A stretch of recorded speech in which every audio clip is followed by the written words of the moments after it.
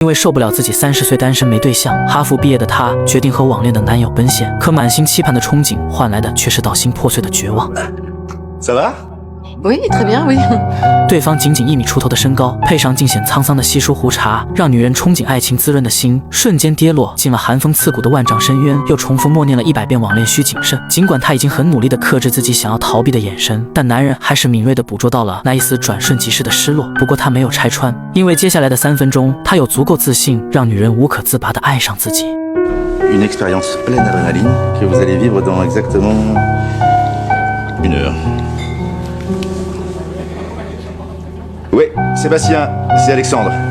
Dis-moi, est-ce qu'on pourrait avoir un avion dans 1 heure? 男人荒唐的行为惹得杰西哄堂大笑，瞬间缓解了气氛中弥漫的尴尬。可下一秒，他竟真的叫来了一架私人飞机，还将杰西带上了万米高空，怂恿女人从这里跳下去。这让本就恐高的杰西差点吓尿了裤子，不停叫喊着要找妈妈。可那男人却一句话都不多说，只是一把搂住她的腰线，鼓着充斥气泡音的沙哑声线，不断为她加油打气，赋予了她作为挑战者的勇敢。当他们从高空一跃而下时，那些萦绕在她耳边的轻声细语，竟真的化作了抚慰灵魂的盾牌，让她遗忘了高空气流所产生的失重，只依稀听到了震耳欲聋的心跳声以及微风拂过面门的沙沙作响。这是她从未体验过的激情澎湃。那一刻，她彻底改变了对那男人的刻板印象，甚至主动向他发起了约会邀请。似乎一段水到渠成的爱情正在两人间悄悄蔓延。别看克里斯身材矮小，可他却是生意场上十足的巨人，不仅30岁就提名了最年轻有为的天才建筑师，还拥有了挥之不尽的万贯家财。可这些卓越的物质条件根本无法抚慰他矮小身躯下那颗脆弱孤独的灵魂。他天生习惯接受，可换来的却是周遭虚伪的恭维和背后鄙夷的嘲弄。长久以往的逆来顺受让他的妻子觉得他过于窝囊，于是偷偷跟一名男模跑去了加拿大，只剩下他跟自己1.85米的儿子面面相觑，自我怀疑。不仅如此，就连家里6个月大的小狗都把他当成了玩具，整天撞来撞去。不过即便生活的琐碎把他的人生切分成了细末的尘埃，他还是每天充盈着笑脸，用自嘲的方式给身边人带去快乐。他始终坚信用乐观的心态面对所有戏谑，命运也会给予他诚挚的回馈。而突然闯进他生命中的杰西，显然就是命运给予他的礼物。他们的相识没有过程中的波澜壮阔，只因克里斯意外捡到了杰西遗失的手机，看似平常的小事，却成了两人相爱的契机。男人在电话里风趣幽默的谈吐，富有磁性的声线，不断勾动着女人的心绪，把遗失物品的痛苦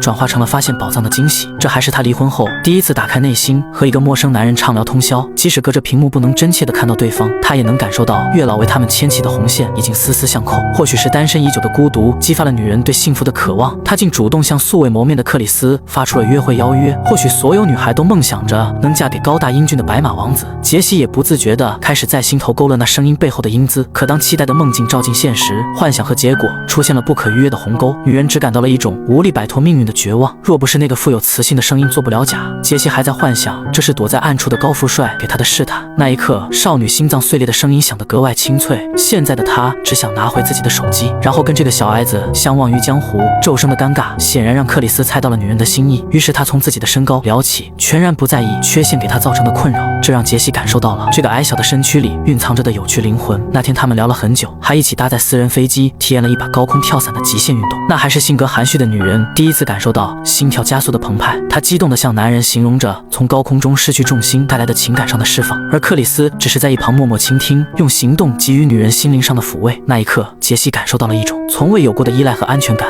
以至于她望向男人的眼眸都多了几分柔情。回去之后，她总是不自觉地想起和克里斯的相处，就连开会都会开小差，莫名其妙地笑了出来。很明显，一股快要溢出来的恋爱酸臭味正在逐渐将她包围，伴随着每天不间断的煲电话粥。他们从刚开始的有些拘束，进展到了后来的无话不说，就连女人遇上琐事后的心情差，都会第一时间找到克里斯倾诉，而那克里斯也会在第一时间放下手头的工作，再次转变为倾听者，将耳朵变成女人吐槽不开心的垃圾桶，然后再耐着性子给她疏导，给予她最合时宜的解决办法。Il y a un endroit que j'aimerais vous faire découvrir, un endroit un peu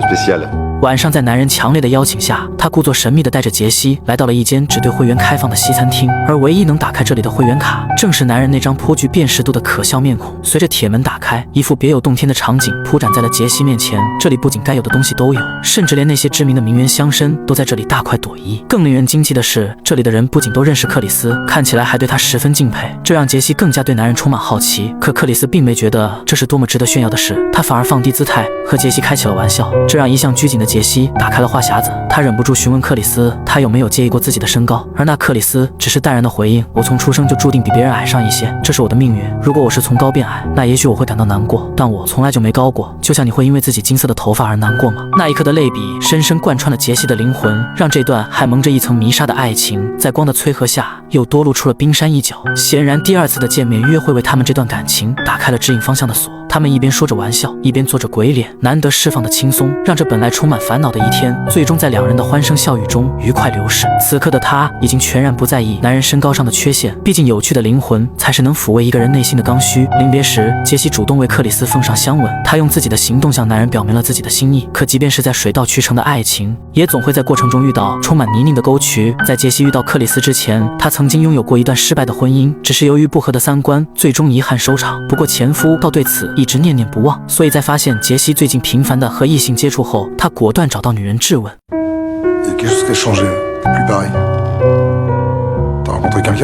或许是碍于面子，他没有当着曾经爱人的面提起矮小的克里斯，又或许是因为不想让克里斯和前夫哥扯上关系，杰西隐瞒了他恋爱的事。可一秒的迟疑显然暴露了事情的真相，并且他刚出门，墙头草的助理就将克里斯的事一五一十地告诉给了前夫哥，而那前夫怎么也不敢相信自己深爱的前妻竟会选择一个只有1米出头的侏儒，也不愿跟他解决矛盾，重新破镜重圆。他猜测杰西一定是被谎言迷失了头脑，于是他偷偷跟踪女人出了门。当畏惧的事实如同画卷般铺展在面前，前夫哥的世界观彻底崩塌，他怎么也不敢相信自己竟真的会输给一个比车门都要矮半寸的矮小侏儒。这就像你一直舍不得使用的牙刷被爱人偷偷拿去刷鞋一样痛苦，而你只能望而兴叹，沉默的在心头问自己一句：酒店用过的一次性拖鞋真的有必要刷干净吗？不过有人悲愁落寞，就一定有人欢喜雀跃。在和克里斯相处的这段时间，杰西仿佛打开了新世界的大门，即便他们看起来不搭的身高会招来现实的非议，但他还是泰然自若的用行动诠释了自己的心声。那一刻，他们成为了舞会中央最闪耀的亮星，仿佛他们之间浮现的点点微光可以冲破世俗的枷锁，用凝聚尘埃的星星点烁，照亮整个黑暗凡尘的世界。可即便他们眼前的光明是光明，世俗的冰冷只会当它是黑暗中迷路的萤火虫。他们抚慰爱的举措，在冷漠的宾客眼中，倒更像是慈爱的母亲在关切自己懵懂的稚子，浮现了一篇慈母手中线的绝美亲情，只是绝对不是奔赴花路的真挚爱情。所以当众人的目光凝聚到他们身上时，即使克里斯内心如同海岸边的天际线般波澜壮阔，他也能感受到在场的宾客以及隔着屏幕的网友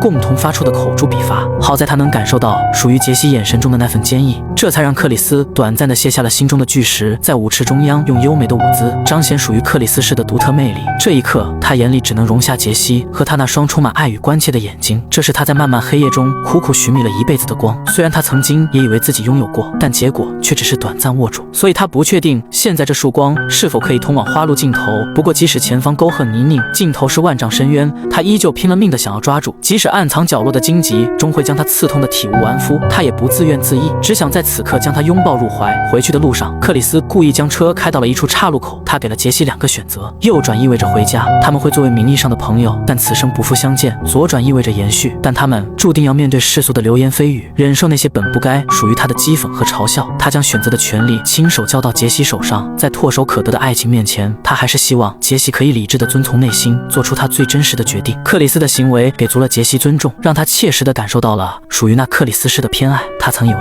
爱情是最不真实的搭伙过日子，失败的婚姻、破碎的家庭都在印证着他的思想。直到遇见了克里斯，他才明白爱情也是可以互相理解，用真心换取包容，用情感接纳一切。他毫不犹豫地选择了通往左边的道路，用最决绝的态度抚慰了男人敏感脆弱的灵魂，再度过了一个浪漫的午夜。辛苦耕耘了一个通宵的克里斯早早为杰西准备好了早餐，这份贴心让杰西确定自己感受到的就是爱的温暖。他曾向往的爱情是白马王子将他拥入怀中，迎着微风驰骋，感受框架外的自由。直到真正遇见了对的人，他才明白这是粗茶淡饭和毫无意义的悄悄话，同样可以诠释一段爱情最美好的滋味。然而越是温馨的幸福，越容易遭到世俗的推敲。杰西觉得他们之间的爱情不应该贴上标签，给他人评说。一想到自己要不断和周围人重复自己爱上了一个连刷牙都要站在凳子上的男人时，他的心情就开始无比的烦躁。世俗的冷暖剥削不了他们之间的爱情，但却能让他说的每一句话都陷入迟疑。于是当有人询问他和克里斯的关系时，他总是模模糊糊的回应，而那显然成为了有心人的突破口。前夫笑话杰西，说她是自己见过最漂亮的公主，却在丛林深处和小矮人私定了终身，然后错过了正在奔赴来的王子。这让杰西无比愤怒，也同时暴露了他内心的软肋。他开始思考，究竟是面子重要还是爱情重要？这种古人都无法解决的难题，显然和爱情遇上面包一样，给不出标准的答案。于是他开始懦弱的后退，对所有人隐瞒了关于他和克里斯的事。可他越躲避，心里对克里斯的愧疚就越浓烈。他幼稚的想用礼物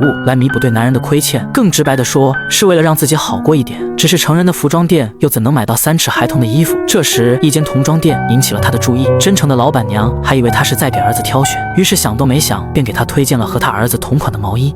Il a quel âge le vôtre? Il a un peu plus de...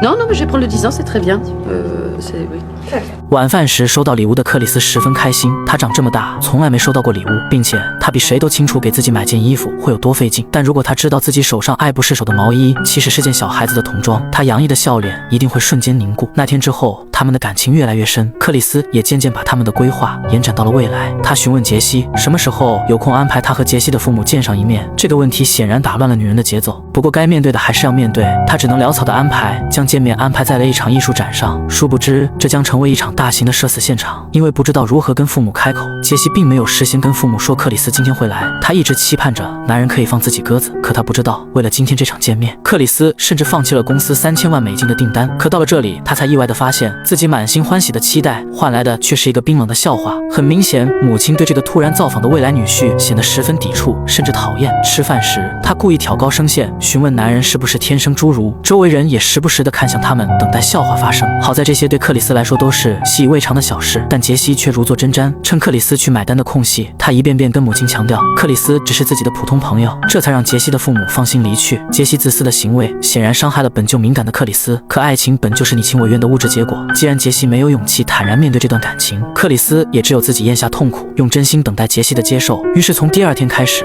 克里斯每天都会抽些时间陪在杰西身边。不料这时前夫哥却闯了进来。Quoi? Avec un nouveau juge, on repart à zéro, faut tout refaire, tout. C'est pas le moment là. J'en ai rien à foutre que ce soit pas le moment là. Tu te rends compte que tu fais n'importe quoi? Oh, Tu fais n'importe quoi, Diane. C'est pas le moment. Si, c'est le moment. J'en ai rien à foutre, moi. Réponds-moi. Arrête. Tu vas me répondre maintenant. Je sortirai pas de cette pièce tant que tu... Ah! C'est occupé. 看着即将混乱的场面，杰西赶紧将前夫哥拽到了隔壁办公室。岂料那前夫哥开口就是一顿冷嘲热讽，继续丰富着那个公主矮人和王子的故事。这番话让杰西十分气愤。他告诉前夫，公主爱上矮人或许听起来很扯，但王子也不一定是最好的归宿。更何况有些人也并不是什么王子，只是认不清自己，跑到舞台愉悦观众的猴子罢了。他用言辞犀利的逻辑堵住了前夫恶毒的嘴，连他自己都不得不承认，克里斯早已成为了他生命里的火炬。如果有人胆敢上前吹灭，自己一定会不惜代价维护。可即便心灵层面得到了慰藉，现实的冰冷却依旧无法抚慰。前夫哥的话虽然没影响到杰西的抉择，但却在更深的精神层面不经意地影响了杰西的心情，以至于他和克里斯的约会始终调整不好状态。看着女人一直心不在焉，一向积极的克里斯也收起了浮夸的笑容。他知道和自己这样的垃圾在一起，杰西承担了太多不必要的非议。于是第2天，克里斯主动找到前夫哥，警告他别再纠缠杰西。可那前夫却并没有把他放在心上，毕竟3尺高的竹马杆又怎是7尺男儿的对手。可克里斯却丝毫不在意两人身高上的差距。他明白，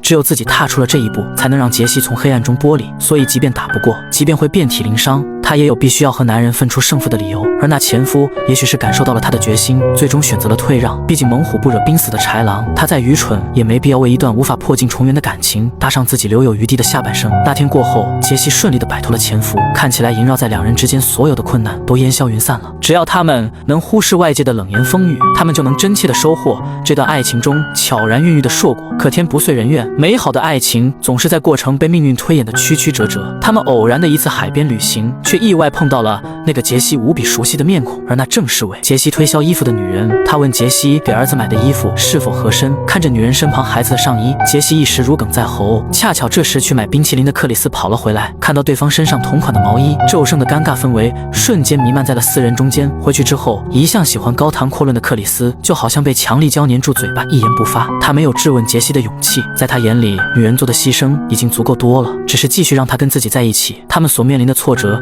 实在是过于恐惧。即使克里斯内心强大，敢于面对自身的缺陷，他也实在无力拉杰西入局。最后，他只无奈地向女人提出了分手，而那杰西也是丝毫没有挽留。虽然相处的时间不多，但世俗的流言蜚语早就磨平他的棱角。这一刻，他更多感觉到的是压力释放后的轻松和不再承担压力的解脱。但越能看得到的美好之下，越容易蕴藏贯彻人生的遗憾。至少在他离开时，他依旧确信自己还是爱着准备好逃避的克里斯，只是没有勇气继续向阳而行。杰西离开后，儿子劝克里斯忘掉杰西，还说他不值得父亲伤心。可克里斯却仿佛没听进去，反而用杰西曾经询问他的问题，想在儿子身上找到那个他一直想要的答案。而这也是儿子第一次跟他袒露心声。他告诉克里斯，自己确实因为他在学校受尽了嘲笑，但因为克里斯不在乎自己的缺陷，所以他也从不在乎父亲的缺陷。这不是他们可以选择的路径，所以停下脚步，抱怨命运不公才是失败者会失败的原因。这些话很好抚慰了男人的心灵，可却抚摸不平他内心的深坑。在他的认知里，世人总是把他当成一个怪胎。虽然他每次说自己不在乎，但心里其实比谁都痛苦。而离开的杰西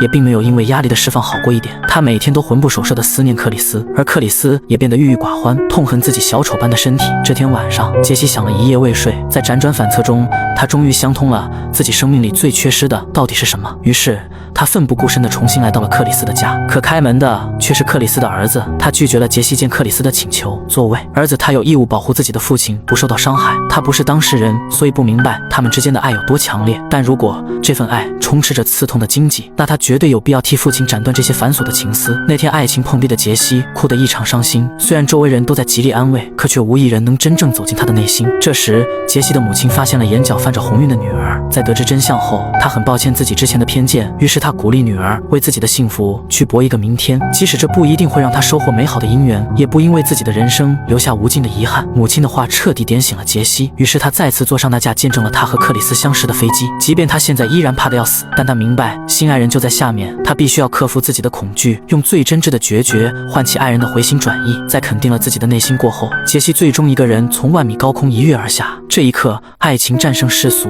也见证了属于杰西式的爱情。当他拖着降落伞出现在克里斯面前，他告诉男人自己已经不再惧怕那些恶心的流言蜚语，不管是万米高空还是他们的爱情，他都能做到像克里斯一样去勇敢面对。这些话听得克里斯心里很不是滋味，毕竟和他在一起注定要让杰西背负沉重的包袱。可比起这些畏惧的怯懦，现在的杰西显然更在意此刻的拥有。他告诉克里斯，也许我们看向彼此时脖子都会感到酸痛，但那种痛并非束缚和折磨，反而让我们之间的爱情更加真实。听到杰西的讲述，克里斯摘下帽子，眼神又重新恢复了往日的神采奕奕。他们都明白这次的挽手意味着什么，但意味只是意味，世俗愿意评说，那就交给世俗评说，毕竟那些可怜的犀利末世又怎能改变他们往后余生全都是你的美好愿景呢？反正即便世界呐喊说我们不合适，我也只会笑笑回应他何必呢。